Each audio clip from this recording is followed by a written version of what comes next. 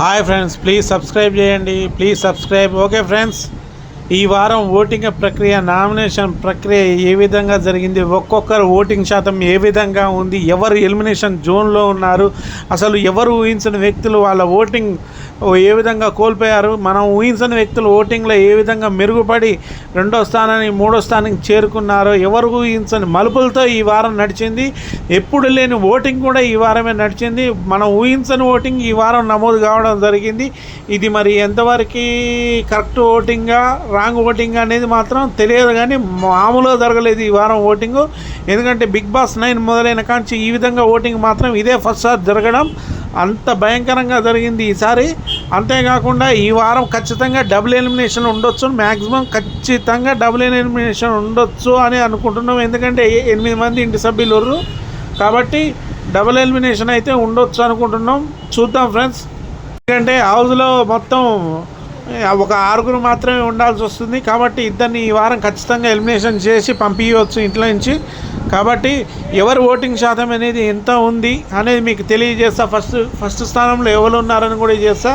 తనుజ గారు 26%తో ఫస్ట్ స్థానంలో ఉన్నారు ఫ్రెండ్స్. తనుజ గారు ఓటింగ్ కూడా బాగా పెరిగింది, కానీ ఇంతకుముందు ఉన్న ఓటింగ్ మాత్రం లేదు ఫ్రెండ్స్. ఎందుకంటే నేను ఫస్ట్ కానీ చెప్తున్నా, మండే రోజు వచ్చేసి 42% ఓటింగ్తో ఉంది. అలాంటిది ఇప్పుడు 26% ఓటింగ్ రావడం అంటే మామూలు విషయం కాదు. అది చాలా ఓటింగ్ తగ్గడం. కాకపోతే ఉన్న దాంట్లో దరిదాపుల్లో మాత్రం ఎవరు లేరు.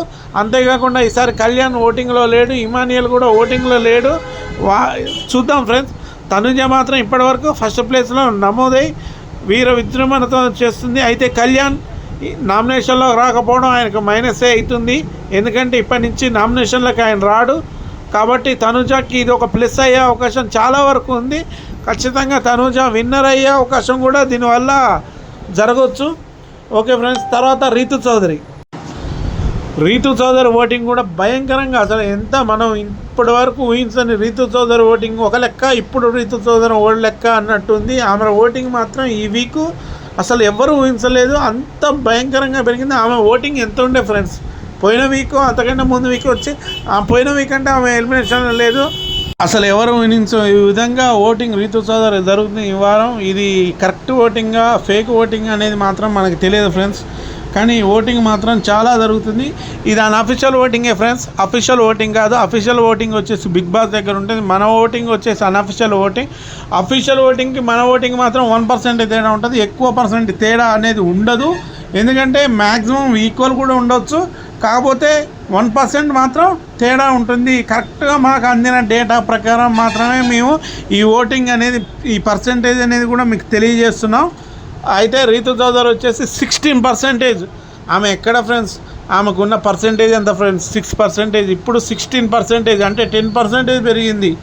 తర్వాత వచ్చి భరణి గారు ఓటింగ్ కూడా బాగా పెరిగింది. ఎందుకంటే పోయిన వీక్ వచ్చేసి ఆయన ఎంత ఉంది ఫ్రెండ్స్, 8% ఉంది భరణి గారి ఓటింగ్.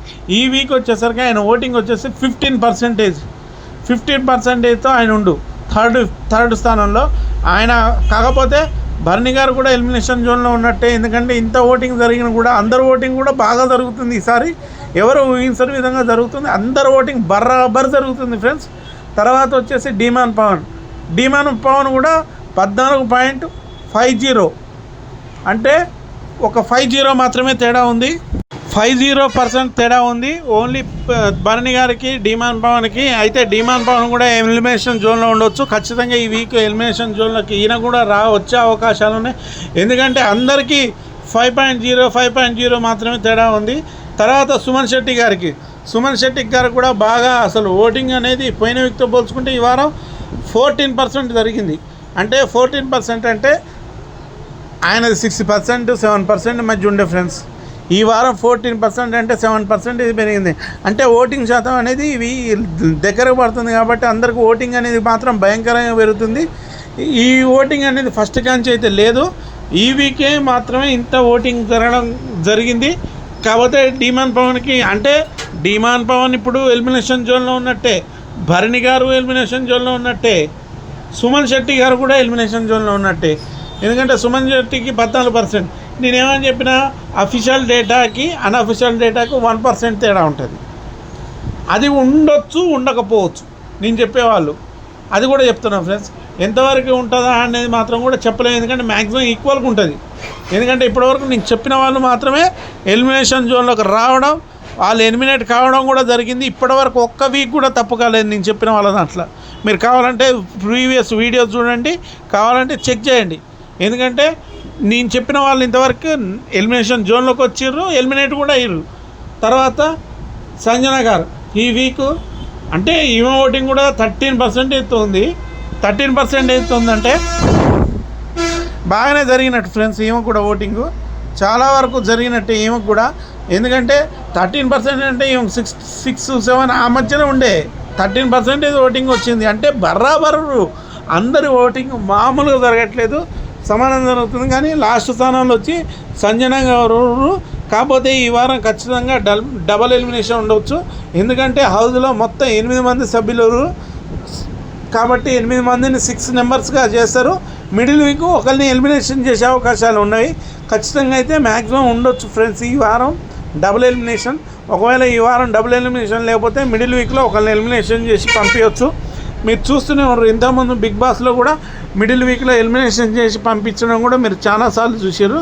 కాకపోతే ఈ వీక్ డబుల్ ఎలిమినేషన్ అయితే పక్కా ఉంటుంది. మ్యాక్సిమం మీకు ఎవరు ఎలిమినేట్ అవుతారా ఏంది అనేది కూడా నేను కరెక్ట్ డీటెయిల్తో ఇవాళ నైట్ వీడియో పెడతా, మీరు చూడండి. ఎవరు ఎలిమినేట్ అవుతారని చెప్తానో వాళ్ళు 100% ఖచ్చితంగా ఎలిమినేట్ అవుతారు. దాంట్లో డ్యామ్ షూర్ నేను ఇస్తా, 100% నేను రాసిస్తా. వాళ్ళు ఎలిమినేట్ కావడం జరుగుతుంది.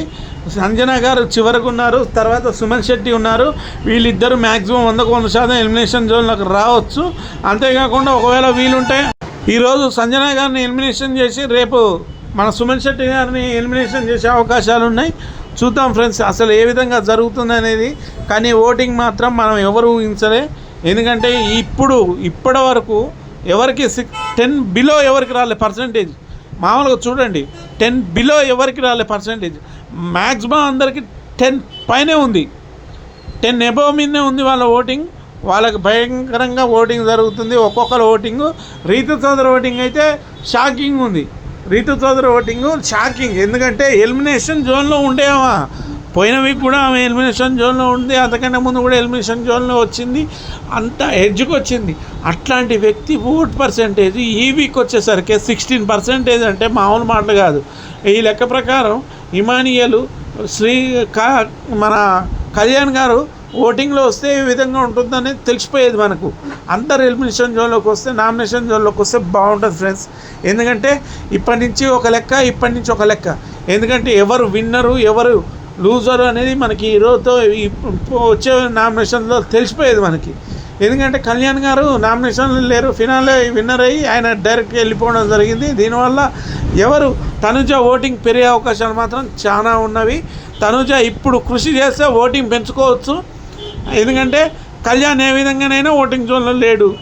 అంతేకాకుండా ఆయనకి సంబంధించిన అభిమానులు కూడా కొద్దిగా కళ్యాణ్ లేడు కాబట్టి వాళ్ళు కూడా పట్టించుకోరు అంతగా.